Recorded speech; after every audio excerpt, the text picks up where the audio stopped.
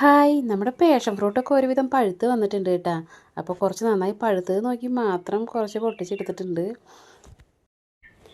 അപ്പോൾ ചേട്ടൻ കുറച്ച് പഞ്ചസാരയൊക്കെ ഇട്ട് മിക്സ് ചെയ്ത് കുടിക്കുന്നുണ്ട്. എനിക്ക് ചോദിച്ചിട്ട് തന്നില്ല. അതിനു മുമ്പ് ഞാൻ ചേട്ടനും കൊടുത്തില്ലായിരുന്നു. അങ്ങനെ ഞങ്ങൾ കോംപ്രമൈസിലെത്തി. ഇനി വാഴക്കുടപ്പം പൊട്ടിക്കാൻ നോക്കുകയാണ് തോരൻ വയ്ക്കാനായിട്ട്. അപ്പോൾ അത് പൊട്ടിച്ചെടുത്തിട്ടുണ്ട്. കുറച്ച് ദിവസമായി ഞങ്ങളത് ഉന്നം വെച്ച് നോക്കിയിരിക്കുന്നു. അപ്പോൾ ഇന്നാണത് പൊട്ടിക്കാൻ സമയമായത്.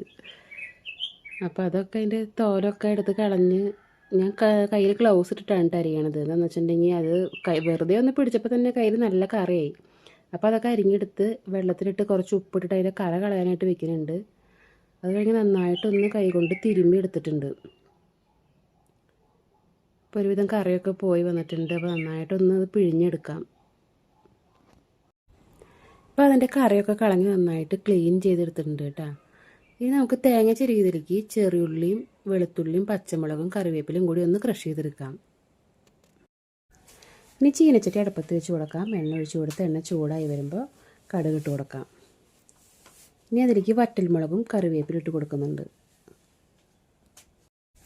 ഇനി അതിലേക്ക് അരിഞ്ഞ് വെച്ച വാഴക്കുടപ്പ് ഇട്ട് കൊടുത്ത് നന്നായിട്ടൊന്ന് മിക്സ് ചെയ്ത് കൊടുക്കാം. കുറച്ച് ഉപ്പും മഞ്ഞൾപ്പൊടിയും മുളക് പൊടി ഇട്ട് കൊടുക്കുന്നുണ്ട് കേട്ടോ.